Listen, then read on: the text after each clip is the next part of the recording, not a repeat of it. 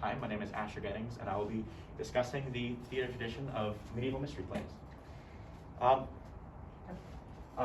Mystery plays are considered among the first form of organized theater in Europe.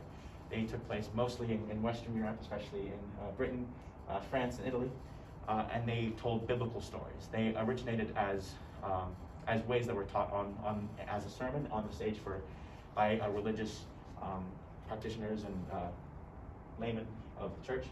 So Ken Caritas is a very early example of this, which was performed in the 1300s in the Benedictine Abbey of St. Paul, Switzerland.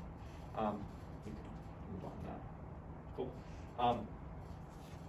In England, especially, they were performed in this form of pageant wagons. They could be rolled out to a town square or a nearby field, and they were performed on. It was merely a couple feet by a couple feet, and they would be about as tall as the audience members, and would house both the stage on top and sort of a dressing room beneath. In Italy and France especially, you would have these long, up to 100-foot stages with sort of paradise or heaven on one end and then hell on the other, with the events of the story happening in between as they kind of shift between those messages there.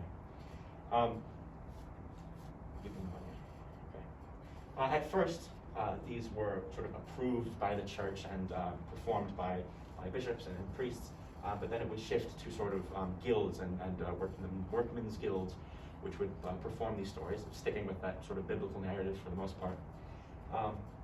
By the 13th century, it was kind of shifted entirely over from that sort of, from the clergymen to those guilds. And as it continued over the next 100 years, or next 100 to 200 years, it shifted to sort of more satirical elements, often of physicians and local soldiers, but then shifting to monks and priests. And it was around that time, about the 1500s, with the Reformation, where the church started to take control of this art form. And so as that happened, it lost popularity and died out almost entirely. And except for the last couple decades, where it's been picked up, especially in York in England and some areas of France. And they sort of practiced these same texts that were performed originally. The church services would teach them in Latin, and then, sorry, can you go back? So the church services would have been taught in Latin, but as they moved on, they were performed in more of a common vernacular to spread these biblical messages to sort of the common man who wouldn't have access to the education needed to understand those church sermons and those performances in Latin. Now, so it was really a challenge to do the research for this tradition. We have some, not very many but some of the texts that were used and performed back then, but we don't really know the how. There's no real transcripts or messages by the directors or people who saw it, or even the actors, of how they moved, how they spoke, how they gestured. And so much of what we know now is really mostly educated guesswork based on how theater evolved from then. So any modern performances of mystery or miracle plays are based on the texts, and then also just kind of feeling out how we felt they may have done it based on sort of what evolved from there, whether that's Commedia to Shakespeare. And in those conventions, looking at the body, from what we know, the stages, especially in England and Western Europe, for these for the pageant wagons, were very small, and there were often many people up there, so their movement would have been severely limited. For the idea of gesture, for the convention of gesture, we know that, we can guess based on some of the stuff that followed, that the movement and the language probably very, very melodramatic. So the gestures probably followed that with big, grandiose movements.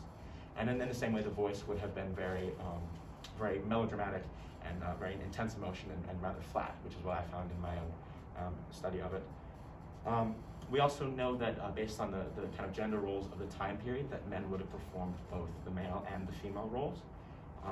And then for the idea of face, we see that for performances like this, there would often be many, many people stretching out, and they wouldn't be able to see the actor in their entirety. And so characters such as God or the devil or Moses would wear the same masks for each show and would hold themselves in the same way to kind of help the audience recognize these characters, recognize these important characters to these novels. But the main protagonists of the stories would often be unmasked and would have to use their face to help tell the stories. In my own exploration of these methods and these conventions, I focused on the convention of voice mostly. I looked at a number of works like John Donne's A Hymn to God the Father, which was published in 1630, Lady Mary Roth's Sonnet 37, which was released in 1621, and in looking at these older pieces, which were just after kind of the fall of mystery plays, I found the language was not only very complex, but it was hard to kind of get the emotion and the movement through that emotion to kind of read well. I filmed it and would kind of watch it back, and it didn't quite make sense. Looking back at even earlier texts, I found the language almost impossible to understand. And so I felt that, like, looking at more recent texts, and that 1717 isn't incredibly recent, but looking at Alexander Pope's Eloise to Abelard, which was published in 1717, I found the language much easier to understand and much easier to kind of recognize and interpret and portray. So I chose to do that. I chose that piece, focusing on a segment of it towards the end, focusing on the convention of voice. I found the gender roles as well very fascinating in the way that men would not be able to, or women would not be able to portray female characters, or would not even have access to this form of performance.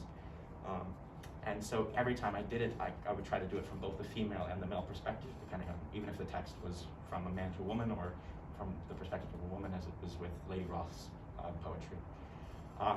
And I found that the kind of like and I also would go back and watch those videos of modern performances of mystery plays directed by historians and professors of theater who have kind of studied in that medieval theater. And I found that the way each character moved was very standard. The men would move in more sharp movements, and the women would have more flow movements. And that was true for both their bodily movements and their voices. And so I tried to portray that in my performance of Eloise de Abelard. Okay.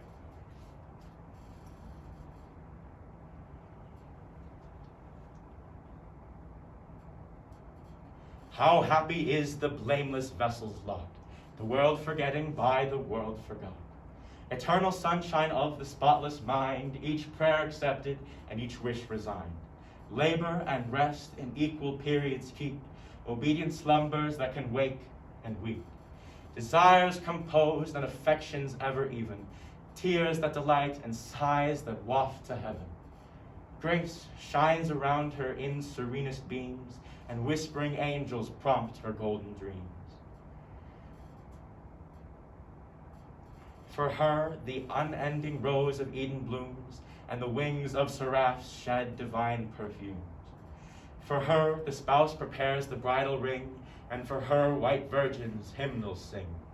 To the sounds of heavenly harps she dies away, and falls asleep to visions of eternal day.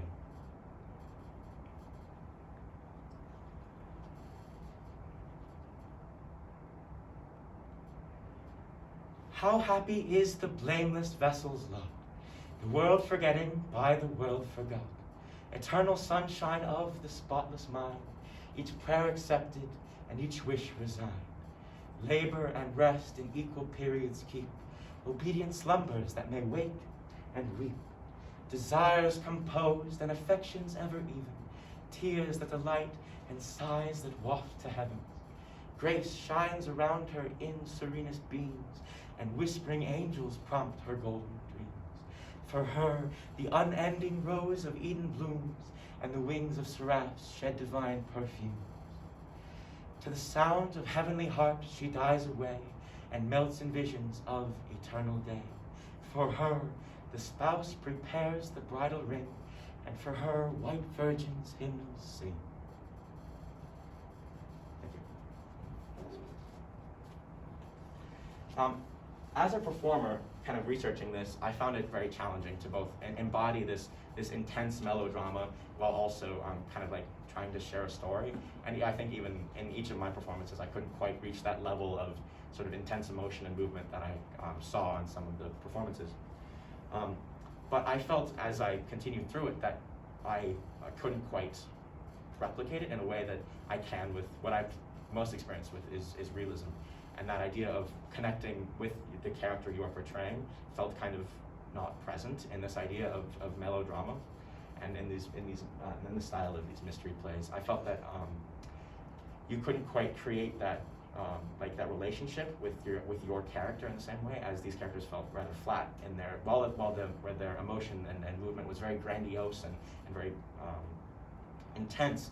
It was very limited to kind of like one set of emotions. The hero would always come victorious, the villain would always end, and the stories just felt kind of flat and rather undeveloped. But as looking at it from the perspective of like a theater practitioner, I found it fascinating. I've always loved that sort of era of that sort of medieval era, and looking into how theater kind of evolved from that was really fascinating. I was able to connect it to, in class we studied Commedia dell'arte, and there's a number of parallels in between those two. You had the idea of stock characters in Commedia dell'arte, which are like they wear a mask and they maintain the same emotion, and there is very little development, which you also see in, especially in the characters of like the devil and God and Moses, as I said before, where they don masks and they are very kind of static characters, and that they always have the same goal of whether it's God to kind of like win the day or the devil to kind of like steal a victory. And then looking also at traditional kabuki theater, there was that same idea of like the gender roles, where men could only ever play male and female roles, and women were not at all involved in that process. As a whole, the tradition of mystery plays was, I think, really valuable to study. Looking at how we've come from where we come, we often look back to Commedia or Shakespeare, but looking even further back than that, you're able to see see where it came from. You can see that melodrama and how it shifted under like Stanislavski, and even more recently characters like Chekhov and Meisner, to kind of into what we often practice today.